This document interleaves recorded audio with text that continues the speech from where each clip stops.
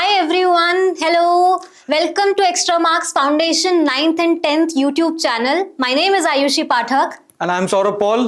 और आज हम आपके लिए लेके आए हैं सीबीएसई बोर्ड एग्जामिनेशन की एक और नोटिफिकेशन जो कल ही आई है 17 मार्च को, और आज आपके लिए एक वीडियो प्रेजेंट कर रहे हैं हम लोग so that you get to know कि अब आपको कौन सी चीजों का ध्यान रखना है। क्यों सौरभ सर? बिल्कुल मैम, आपने बिल्कुल सही बोला भाई। जैसा कि हमने बोला है कि हमेशा हम आपके लिए टाइमली अपडेट्स ले आया करेंगे, तो अगले अपडेट भी आ चुका है सीबीएसई की तरफ से कि सेकंड बोर्ड एग्जामिनेशन का क्या प्रोसेस रहने वाला है, लिस्ट ऑफ कैंडिडेट्स कैसे जाएगा, कैसे आपको स्कूल से कनेक्ट करना है और क्या क्या डिटेल्स रहेंगी।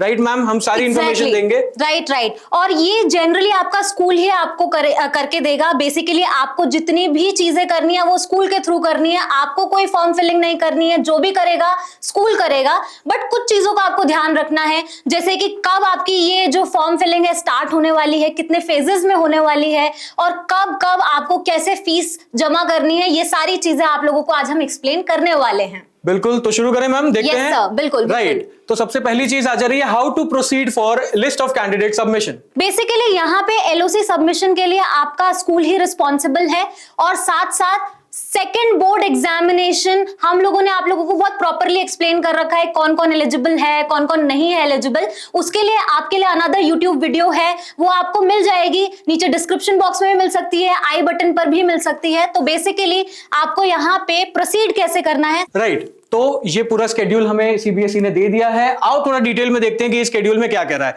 भाई, list of candidate submission phase 1 already start हो चुका है। आज 18th ऑफ मार्च है। आज से लेकर इस मंथ के एंड तक 31st ऑफ मार्च आप फेज 1 में हो। आप फेज 1 के अंदर अपना नेम इसके लिए सबमिट कर सकते हो। अब बात आती है सेकेंड चीज, जो है पेमेंट की। पेमेंट कितना करना है, क्या रहेगा, वो अभी हम थोड़ी देर में देखेंगे। लेकिन फर्स्ट फेज में जो पेमेंट का प्रोसेस रहेगा वो रहेगा next day from the day of the declaration of result for 5 days. तो फॉर एग्जांपल, अगर मैं मान लेता हूं कि मेरा रिजल्ट सेकेंड या थर्ड वीक ऑफ अप्रैल में आ रहा है, हम ले लेते हैं कि मान लो 15 अप्रैल को मेरा रिजल्ट आ रहा है, तो 15 अप्रैल के बाद 16 अप्रैल से लेकर 20 अप्रैल, मतलब अगले 5 दिनों तक वो रिजल्ट के लिए आप फीस सबमिट कर सकते हो, आप एलओसी के लिए अपनी फी पेमेंट कर सकते हो। यहीं पे आगे हमें डिटेल्स दे रखी है। मैम, आप बताएंगे सेकंड फेज के बारे में थोड़ा सा? यस, बेसिकली पॉइंट ये है कि आप लोगों को जो फर्स्ट फेज है ये 18 से 31 यानी आज से लेकर 31 तारीख तक है।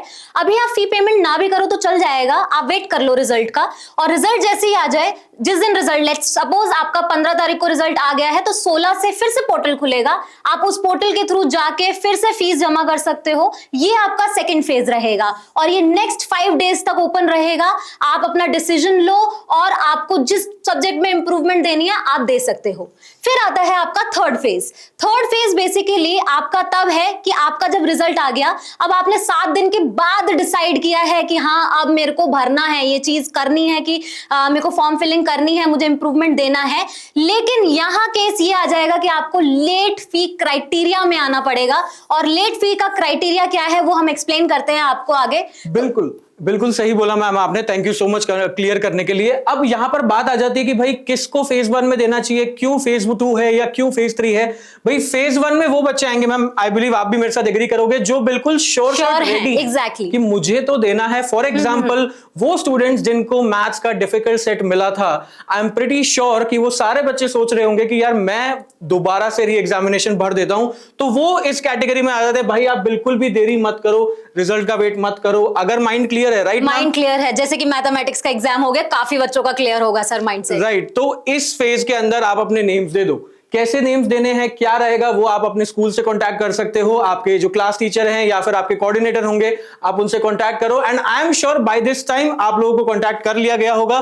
फिर भी अगर कुछ ऐसे स्टूडेंट्स हैं जिनके मन में एक डाउट होगा कि मैं रिजल्ट के बाद ही ट्राई करूंगा, तो उनके लिए बना गया है फेज 2 कि भाई रिजल्ट आपका आ जाए, आपको 5 डेज दिए जा रहे रिजल्ट के बाद, अगर मुझे अप्लाई करना है तो फेज 2 एक चांस है। भाई 3 चांस तो हर इंसान को मिलते हैं, तो इसलिए सीबीएसई ने भी तीसरा चांस यहां पर दे रखा है। वो बोला है कि अगर भूले भटके बाद में जाग जाओ, चले जाओ, एग्जैक्टली कि भाई देना चाहते हो कर लो, तो कोई बात नहीं, 2000 रुपए तो पापा देंगे, लेकिन तुम फिर भी अप्लाई कर सकते हो। तो इसलिए 3 फेज में ये चीज को डिवाइड कर दिया गया है। अब आगे बात करते हैं हम थोड़ा सा कि भाई कितनी फीस रहेगी इस चीज के बारे में। एग्जैक्टली तो बेसिकली यहाँ पे भी 3 क्राइटेरिया दे रखे हैं। फॉर इंडिया अलग नॉर्मल फीस है, फिर आपका नेपाल फिर अलग फीस है, एंड फॉर अदर कंट्रीज अलग फीस है। तो बेसिकली अगर हम फॉर इंडियन स्टूडेंट्स बात करें तो यहाँ पे फीस विल बी 960 रुपीज आपका पर कैंडिडेट जाएगा फॉर 3 सब्जेक्ट्स। ठीक है, फॉर नेपाल स्टूडेंट्स आपकी जो फीस जाने वाली है वो 1100 पर सब्जेक्ट जाने वाली है, पर कैंडिडेट जाने वाली है, इस चीज का ध्यान रखना है। एंड अगर 3 सब्जेक्ट पे जा रहे हो तो ऑफकोर्स 3300 रुपीज पर कैंडिडेट पर सब्जेक्ट जाने वाली है। नेक्स्ट आ जाते हैं अदर कंट्रीज के केस में, तो वहां पे पर सब्जेक्ट पर कैंडिडेट 2200 रुपीज और आपका पर candidate 3 subject is 6600 rupees fees जाने वाली है। तो ये नॉर्मल फ्री क्राइटेरिया है फॉर फेज 1 एंड फेज 2, है ना। फेज 1 अभी 18 से 31 है, फेज 2 आफ्टर आपका डिक्लेरेशन ऑफ रिजल्ट अगले 5 दिन, और फेज 3 में आपको थोड़ा सा लेट फीस के साथ भरना पड़ेगा जो कि है 2000 रुपीज। जैसे कि फॉर एग्जाम्पल आपने 960 रुपीज 3 सब्जेक्ट के लिए फिल किया है, तो यहाँ पे आप 960 प्लस कर दो तो आपको 2000 लेट फीस के साथ फेज 3 में सबमिशन जाएगा। तो थोड़ा सा ध्यान रखना, मत जाओ लेट फी की तरफ। अगर डिसाइडेड है तो इन्हीं चीजों में क्राइटेरिया में आप आ जाना। ऑल राइट, बिल्कुल सही बोला मैम ने, भाई अगर क्लियर है करना है तो वेट मत करो। एग्जैक्टली राइट, आगे चलते हैं हम इस चीज में थोड़ा और देखते हैं। यहां पर बात हो रही है कि कंडीशंस क्या क्या है इस सेकंड पेपर एग्जामिनेशन या सेकंड बोर्ड एग्जामिनेशन में आने की। भाई थोड़ी बहुत कंडीशंस हम पढ़ लेते हैं। भाई बहुत सिंपल है, मैंडेटरी होना चाहिए कि फर्स्ट एग्जाम आपने दिया हो। अगर नहीं दिया किसी कारणवश तो बेटा ये वीडियो आपके लिए नहीं है, आप इस वीडियो को बंद कर दो। लेकिन अगर फर्स्ट पेपर दिया है वो सारे बच्चे एलिजिबल होंगे।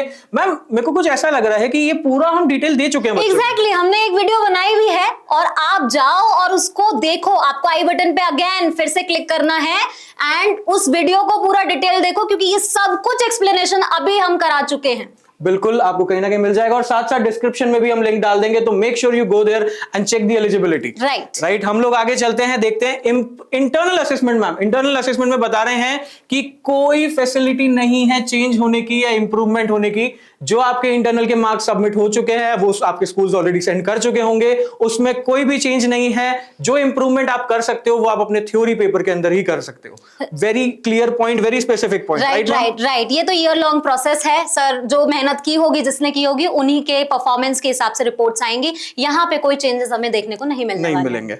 राइट मैम, आगे चलते हैं, हम देखते हैं। भाई थोड़ा बहुत और डिस्कशन दे रखा है, eligibility criteria for appearing in the second board examination. Right, तो बेसिकली यहाँ पे आपको अगेन ध्यान रखना है, आप 3 एग्जामिनेशन के लिए एलिजिबल हो, बेसिकली 3 सब्जेक्ट के लिए एलिजिबल हो।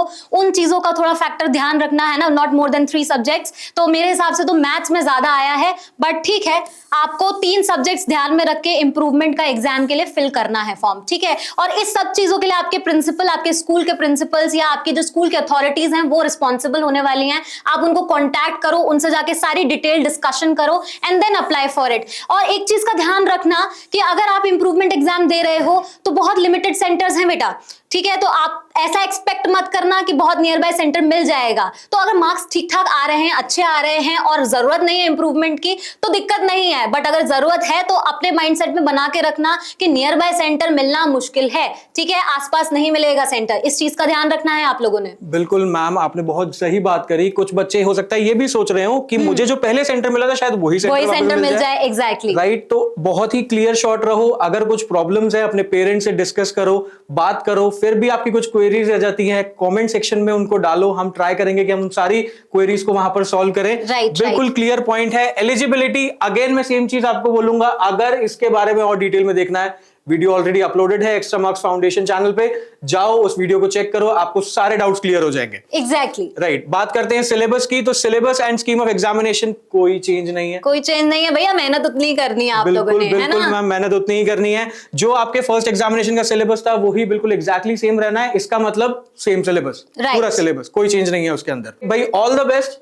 जो लोग क्लियर हैं, सेट श्योर होंगे कि भाई मुझे री एग्जामिनेशन देना है, मुझे सेकंड बोर्ड देना है, अपनी तैयारी पूरी रखो, प्रिपरेशन करते रहो। मैंने लास्ट चीज एक बार आपको पहले भी बोली थी कि प्रॉब्लम सॉल्विंग स्किल्स को उस लेवल पे मेंटेन करने के लिए हमें टाइम टू टाइम रिवीजन करना होता है, प्रैक्टिस करते रहो, है ना। और अपना माइंड क्लियर रखो, फेज 1 में ही फॉर्म भर दो, अपने सब्जेक्ट्स दे दो और क्लियरली अपनी पढ़ाई को, अपने रिवीजन को वापस कंटिन्यू करना शुरू कर दो। Correct. All the best everyone, बहुत अच्छे से पढ़ाई करो, जो रिवीजन का क्राइटेरिया है फिर से फॉलो करो, हम लोगों की वीडियोस भी देखते रहो, और अगर आपको कुछ अच्छा इंफॉर्मेशन मिल रहा है तो please comment down below, subscribe करो चैनल को, क्योंकि सारी जो आपको नोटिफिकेशन है वो तुरंत के तुरंत इसी चैनल पे मिलने वाली है। बिल्कुल, अब इस चैनल को जरूर से सब्सक्राइब कर लो, अपने दोस्तों के साथ शेयर करो, उनको भी बताओ कि आपको टाइम टू टाइम सारी अपडेट्स बिल्कुल earliest extra marks foundation YouTube channel पे मिल जाएगी। एग्जैक्टली। एंड इस वीडियो को जितना ज्यादा हो सकता है शेयर करो, लाइक करो and make sure you write your comments as well. Thank you everyone. Bharat Mata की जय। Bye bye everyone.